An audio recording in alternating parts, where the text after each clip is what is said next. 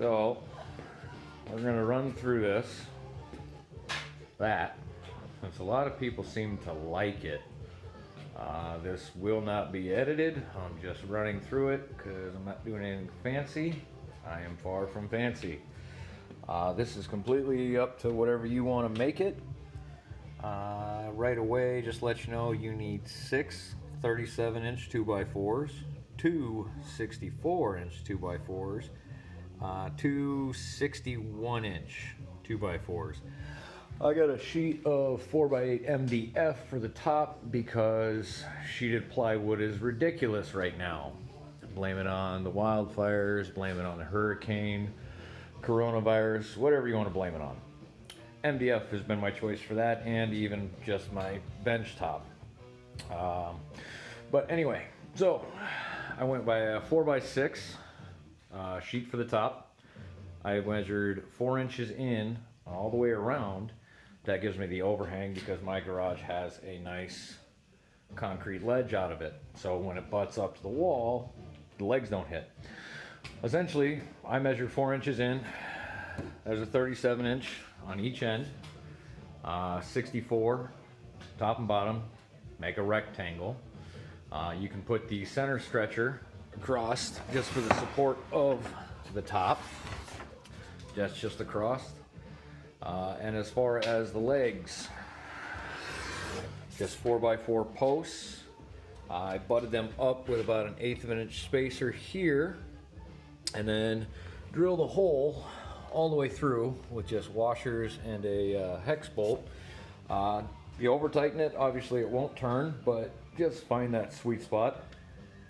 From there, you'll need to, the easiest way is once you put the legs on, have it standing out, because this 37-inch piece on the end there, that prevents the whole legs from going too far out. So when your center stretcher is in, it can't go any further than that. That stops it. I think I measured, if I remember, honestly, don't remember it all. This was about 19 inches off the floor. That just felt right to me. You could probably set it higher, set it lower. Center sounded better to me. And then the crossbar, they're just notched out on either end here and here.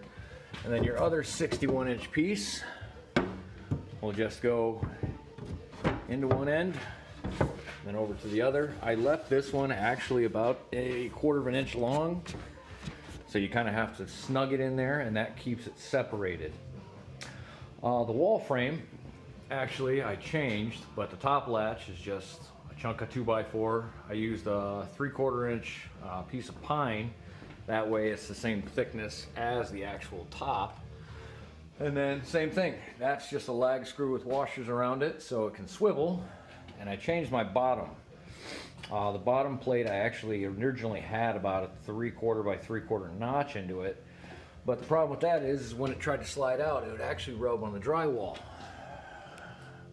So I changed that to just a base 2x4. I made it at least 48 inches long. That way it hit 1 stud, 2 stud, and 3 studs.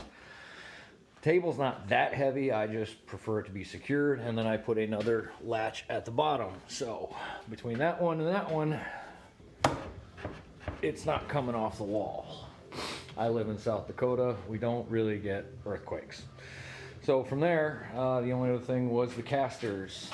These are just generic 3-inch locking casters, swivel all the way around. The original plan was to make it the same height as my job site table saw for an outfeed table. Dum didn't measure the casters right, so it's actually too tall. But my solution to that will just be mark off the legs, shim off, 1/4 of an inch or 1/2 inch, whatever I need. But of course, doing that, it's going to change the height that it butts up against the wall, so that's going to have to go down just a hair. Other than that, I'm not perfect. I appreciate all of the comments and everybody's feedback. I mean, everything I make, 100%. I mean, I make it as I go. I do believe in writing down a cut list. That way it just helps buying materials and planning your cuts. But there it is. Thanks again, everybody.